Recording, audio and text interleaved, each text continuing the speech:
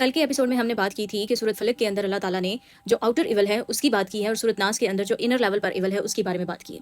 آج کے ایپیسوڈ میں ہم نے یہ دیکھنا ہے کہ سورۃ الناس اور سورۃ الفلق کا آپس میں تعلق کیا ہے، اللہ تعالیٰ نے کس طرح سے ان کے کانسیپٹس کو پیر اپ کیا ہے۔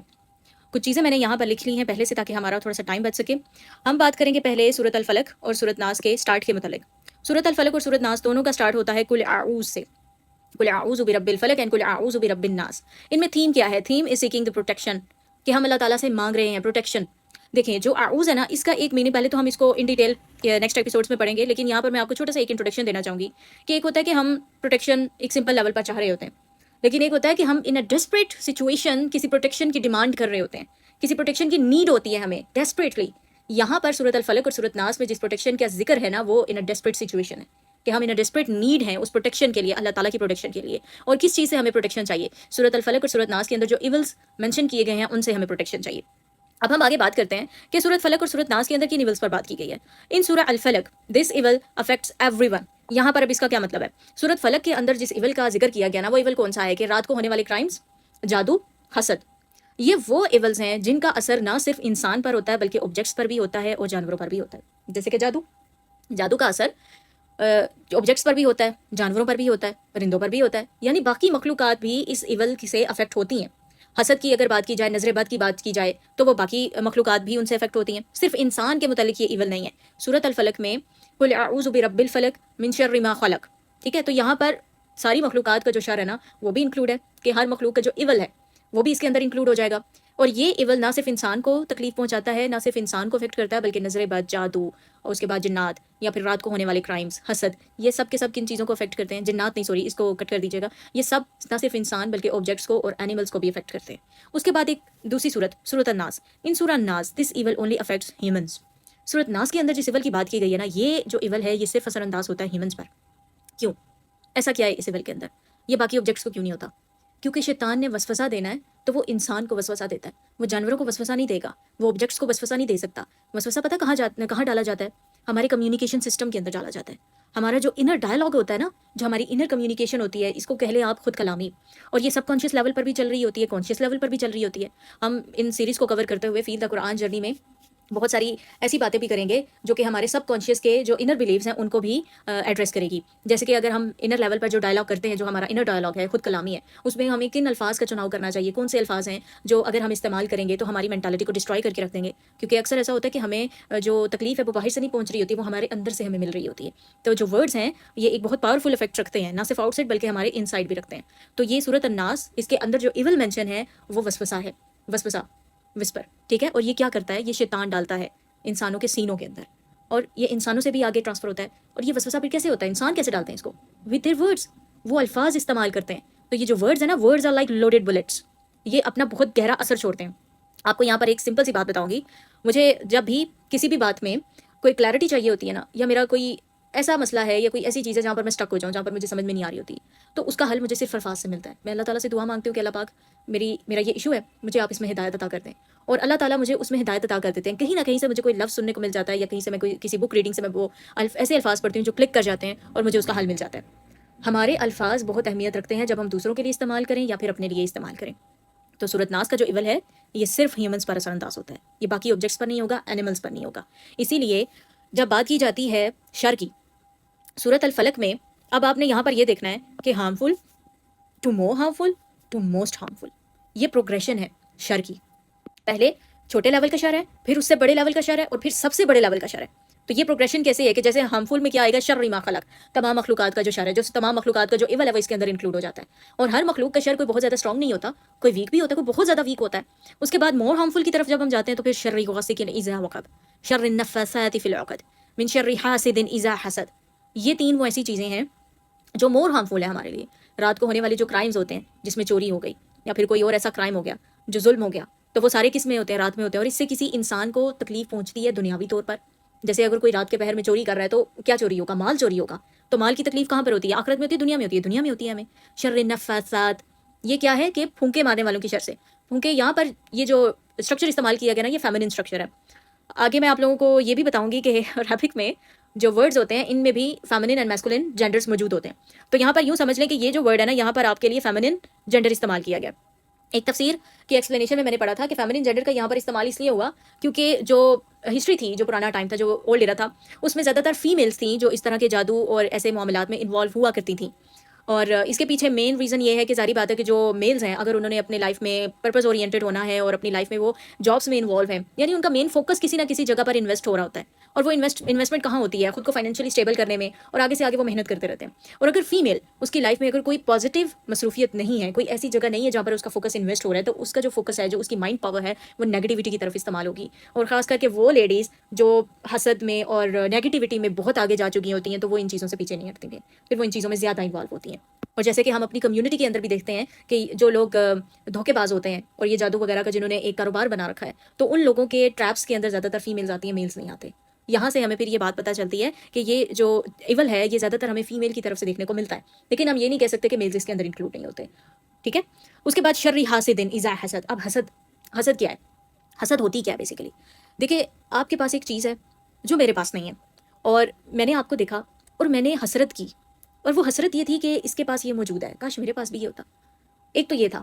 اور وہ جو حسرت ہے نا، اب جو آج کی دنیا ہے اس سائنس کو ایک پراپر وے میں ایکسپلین کر پا رہی ہے کہ یہ حسد ہوتی کیا ہے، یہ نظر بد ہوتی کیا ہے. اس کو دھیان سے سننا ہے. جب بھی کوئی انسان اس طرح سے کسی کو حسرت زدہ نگاہ سے دیکھتا ہے نا، یا پھر کوئی حسد کی نگاہ سے دیکھتا ہے، حسد کیا ہے کہ اس کے دل میں ہوتا ہے کہ یہ جو بلیسنگ اس کے پاس ہے یہ اس سے چھن جائے، یہ اس کے پاس نہ موجود ہو. حسرت کے اندر کیا چیز آ جاتی ہے کہ جب آپ کسی دوسرے کے پاس بلیسنگ دیکھتے ہیں تو آپ کا یہ تو دل چاہتا ہے کہ یہ میرے پاس بھی آئے، یہ میرے پاس نہیں ہے. آپ اپنے اندر ایک لیک فیل کرتے ہیں. اس لیک فیلنگ کی وجہ سے انسان کے مائنڈ کے اندر ایک کیمیکل بنتا ہے. اس کیمیکل کی ریز ہوتی ہیں، اور وہ ریز یہ نہیں میٹر کرتا کہ آپ اس ملک میں بیٹھے ہیں اور دوسرے ملک میں بیٹھا ہے، دنیا کے دوسرے کونے میں بیٹھا ہے، وہ ریز جا کے آپ کو افیکٹ کریں گی. یہ حسد کا اور نظر بد کا اثر ہوتا ہے. اس کو بیسیکلی یہ کنسیپٹ ہے. اس کو آپ ڈائریکٹ دیکھیں گے تو بھی یہ افیکٹ کر سکتی ہے، اور اگر آپ اپنے مائنڈ میں کسی کے بارے میں اس طرح سے سوچتے ہیں، حسرت زدہ انداز سے سوچتے ہیں، یا پھر حسد کے انداز سے سوچتے ہیں، تو یہ حسرت اور حسد یہ اس انسان کو جا کے افیکٹ کرتی ہے. یہ ریز اس جا کے اس انسان کو افیکٹ کرتی ہیں. اسی لیے سورۃ الفلق اور سورۃ ناس کا جو دم ہے یہ بار بار خود پر کرنے کو کہا گیا ہے. ہر نماز کے بعد سورۃ فلق اور سورۃ ناس اپنے اوپر پڑھ کر پھونکیں. اس کے بعد صبح کو بھی 3 مرتبہ پڑھیں، دن میں بھی پڑھیں اور رات میں بھی پڑھیں.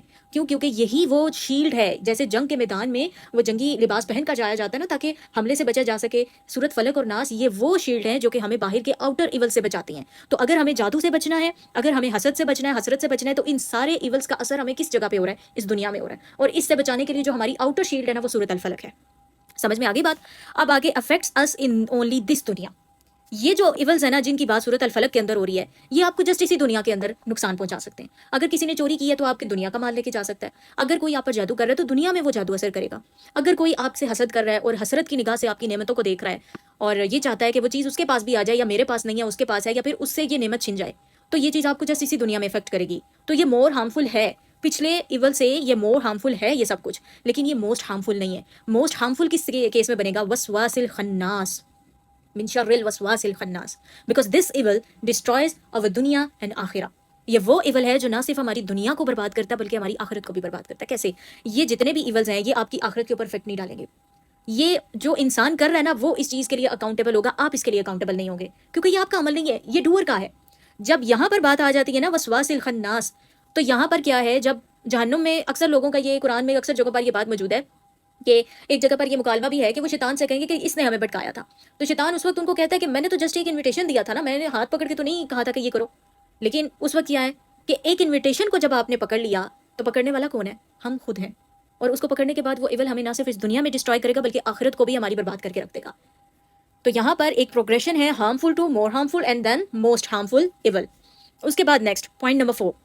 پوائنٹ نمبر 4 میں بات کی جا رہی ہے کہ سورۃ الفلق اینڈز ود دا انوی، حسد کے ساتھ اینڈ ہوتی ہے. من شر حاسد اذا حسد، ایسا ہی ہے. اب یہاں پر ایک کوشچن ہے، ہو از دا موسٹ انویس؟ کون ہے؟ شیطان. شیطان سے زیادہ جلس پرسن کوئی بھی نہیں ہے. جن جلس کوئی بھی نہیں ہے شیطان کے علاوہ. لیکن اس نے کیا کیا؟ آپ لوگ کو پتا ہے کہ جو جیلسی تھی اس میں اس نے کیا کیا تھا؟ اس جیلسی کے اندر اس نے حضرت آدم علیہ السلام اور حضرت حوا علیہ السلام سلام اللہ علیہ کو جنت سے نکلوایا تھا. اس کے بعد یہ اسی جیلسی کے اندر وسوسہ پیدا کرتا ہے انسانوں کے درمیان.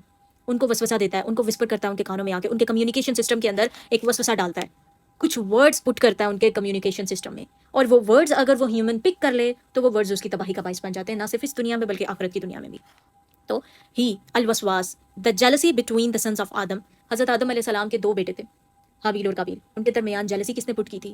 شیطان نے پٹ کی تھی. اس کے بعد بٹوین دا بردرز آف یوسف علیہ السلام، حضرت یوسف علیہ السلام کے جو بھائی تھے ان ساروں کے درمیان جیلسی کس نے ڈالی تھی؟ حضرت یوسف علیہ السلام کو لے کر شیطان نے ڈالی تھی. اس کا کام ہے جیلسی پٹ کرنا ہیومنس کے درمیان. تو وہ کیا کرے گا؟ آ کر وسپر کرے گا انسانوں کو، اور انسان ایک دوسرے سے جلس ہو جاتے ہیں، ایک دوسرے کی حسد میں آ جاتے ہیں. اور یہ وہ حسد ہے جو حاسد ہوتا ہے نا، وہ تو خود تباہ ہوگا ہی ہوگا. اور اس کے بعد جو دوسرا انسان ہے جو شیطان کے الفاظ کو سن رہا ہے اور اس کے اوپر عمل کر رہا ہے، تو اگر تو وہ کسی کی حسد کا شکار ہے تو وہ جو حاسد ہے وہ اکاؤنٹیبل ہے.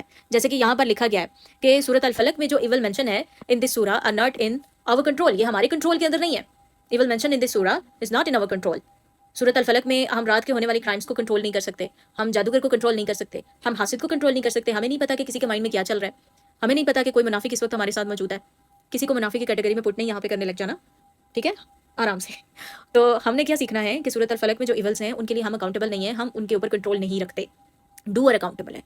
جو ڈوئر ہے، ڈوئر کون ہے؟ جادوگر، حاسد، کرائم کرنے والا، وہ سب اکاؤنٹیبل ہوں گے. اور لیکن جو سورۃ الناس ہے اس میں کون اکاؤنٹیبل ہے؟ ہم اکاؤنٹیبل ہیں، کیونکہ اس میں شیطان ہمارے کمیونیکیشن سسٹم میں کچھ ورڈز پٹ کرتا ہے، اور ان ورڈز کو اگر ہم پک کر لیتے ہیں تو وہ الفاظ ہمیں دنیا میں بھی تباہ کر دیتے ہیں اور آخرت میں بھی تباہ کر دیتے ہیں. کیونکہ باقی ساری خرافات میں اور نیگیٹو جو کریکٹرسٹکس ہیں ان میں ہم نے تب پڑھنا ہے جب ہم شیطان کے اس وسوسے کو ایکسیپٹ کر لیں گے. تو سمجھ میں آ رہی ہے آپ کو بات؟ تو اس کے بعد دیکھیں سورۃ ناس میں جو اینڈنگ ہے، سورۃ ناس میں کس چیز پر اینڈنگ ہے؟ سورۃ الفلق میں اینڈنگ ہو رہی ہے حسد پر، من شر الحاسد اذا حسد، شر حاسد اذا حسد. اور سورۃ ناس میں کس پر ہے؟ من الجنۃ والناس. ایسا یہ من الجنۃ والناس، الناس پر اینڈنگ ہے. تو سمجھ پا رہے ہیں کہ کیسے انسانوں کے درمیان یہ ایک وسوسہ تباہی کھڑی کر دیتا ہے. نیکسٹ پوائنٹ نمبر 5 ہے آپس میں ان کا جو کنیکشن ہے کہ ایول مینشن ان سورۃ ناس از دا ایول وسپر الوسوسہ، if we follow it then we are accountable. اگر ہم نے اس وسوسے کو فالو کر لیا تو ہم اس کے لیے اکاؤنٹیبل ہیں. ہز وسوسہ is only the invitation, he has no other control over us. اس کا اور کوئی کنٹرول نہیں ہے ہمارے اوپر، صرف وہ ایک انویٹیشن دے سکتا ہے. لیکن ہم اس کے ٹریپ میں آتے کیوں ہیں؟ کیونکہ ہمیں اس کے وسوسے کی نہیں سمجھ. ہمیں یہی نہیں پتا کہ کس وقت جو ہم چاہ رہے ہیں وہ ہمارے دل کی آواز ہے یا وہ وسوسہ ہے.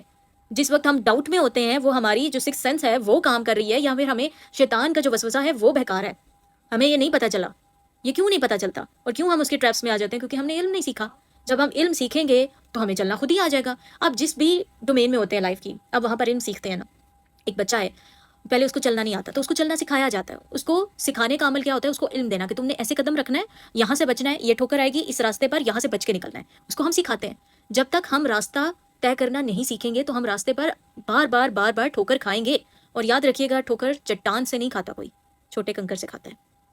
اور یہی وہ کنکر ہے جو ہمیں بہت پیچھے جا کے گرا دیتا ہے. بار بار ہم اللہ تعالیٰ کے راستے پر آگے آ کے محنت کرتے ہیں، لیکن یہ وہی چیزیں ہیں، یہ وہی وسوسہ ہے جو ہمیں پیچھے جا کے گرا دیتا ہے. اور سورۃ ناس کو سٹارٹ میں رکھنے کا مقصد یہ تھا تاکہ آپ لوگ یہ سمجھ سکیں کہ اس کو ہم نے کور کیسے کرنا ہے، کہاں پر وہ ہمیں ڈاؤٹ ڈالے گا، ہماری جرنی سے ریلیٹڈ ڈالے گا، ہمارے اپنی ذات سے ریلیٹڈ ڈالے گا، ہمارے ارد گرد موجود لوگوں سے ریلیٹڈ ڈالے گا، اور ہم نے ان چیزوں کو کور کیسے کرنا ہے، ہم ان سے بچیں گے کیسے، اور اپنی جرنی کو اللہ تعالیٰ کے فضل سے، اللہ تعالیٰ کی دی ہوئی توفیق سے مکمل کیسے کریں گے. کیونکہ اللہ تعالیٰ نے ہمیں اپرچونٹی پہنچا دی ہے، اللہ تعالیٰ نے ہم تک موقع پہنچا دیا ہے.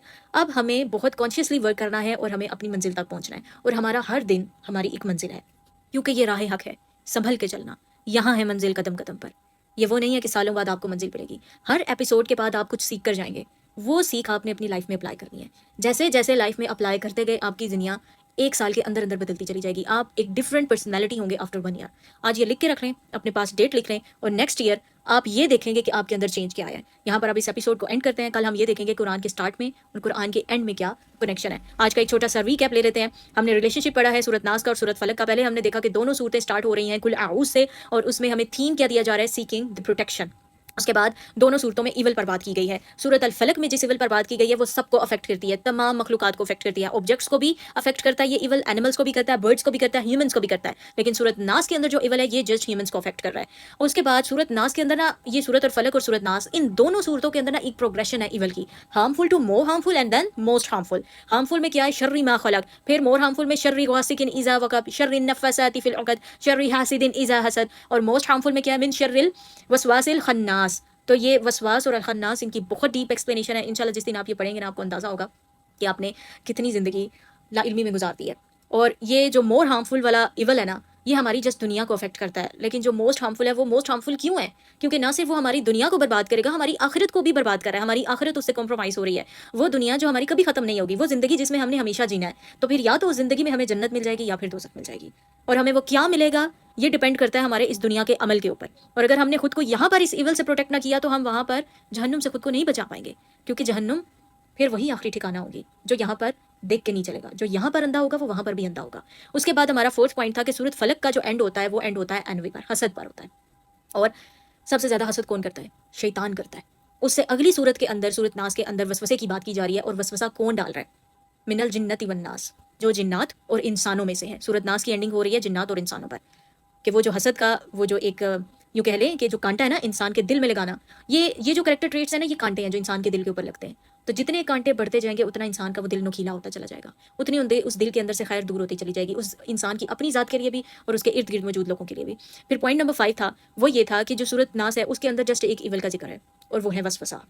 جسٹ ایک ایول ہے، لیکن اس میں اللہ تعالیٰ نے اپنے 3 نام استعمال کیے ہیں، قل اعوذ برب الناس، ملک الناس، الہ الناس۔ یہ جو 3 نیمز کا پیٹرن ہے نا، یہ ہمیں بتاتا ہے، یہ قرآن میں آپ کو کسی اور جگہ نہیں ملتا، سورۃ ناس میں ملتا ہے۔ یہ ہمیں بتاتا ہے کہ سورۃ ناس میں پھر کچھ ایسا پاورفل تو ہے جس سے ہمیں ایک پاورفل لیول کی پروٹیکشن چاہیے، اور ہم ان ڈیسپریٹ نیڈ ہے اس پروٹیکشن کے لیے، کیونکہ یہ وہ وسوسہ ہے جو ہماری دنیا اور آخرت کو تباہ کر کے رکھ دے گا، اور اگر ہم نے ایک وسوسے کو بھی فالو کر لیا then we are accountable for it.